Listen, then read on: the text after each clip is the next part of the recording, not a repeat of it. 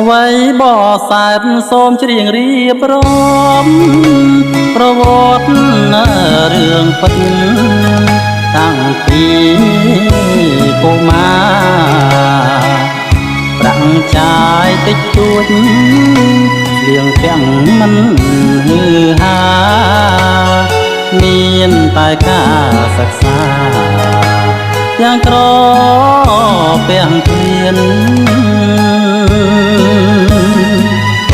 អវត្តស្លាប់លែងរៀនសាលាឈើពុកលបមើលួចមើលម៉ែមួនបងអួចគ្រួសារក្រីក្រអាស្ដីមិនរួចមានតែប្រឹងបរិយាយត្រែងស្មើអរាកូនសូមអរគុណដល់លោកទាំងពីរគ្រប់វិនាទីតែទួយបារម្ភផ្លាដាផ្លូវខំសាងអ្វីមិនល្អម៉ែផ្ដាំបន្តខិតខំរៀនសូត្រទោះមានវាសនាជាកូនអ្នកស្រាបេះដូងមិនប្រាចាក់ចោលប្រនំសូមតូចកំសត់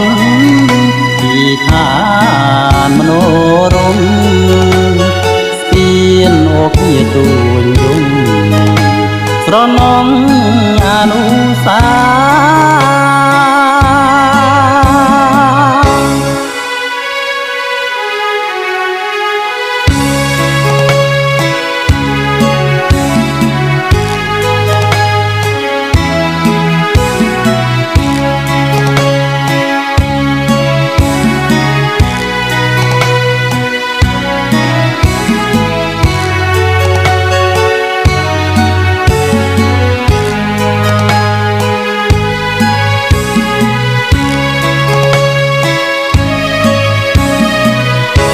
កូនសូមអរគុណដល់លោកទាំងពីរគ្រប់វិនាទីតែព្រួយបារម្ភផ្លាដាផ្លូវខំសាងអ្វីមិនល្អម៉ែផ្ដាំបន្តខិតខំរៀនសូត្រទោះមានវាសនាជាកូនអ្នកស្រាបេះដូងមិនប្រាចាក់ចោលប្រនំសូមតូចកំសត់ពីឋានមនោរម្យស្ពានអូគៀទួញយំស្រណំអនុ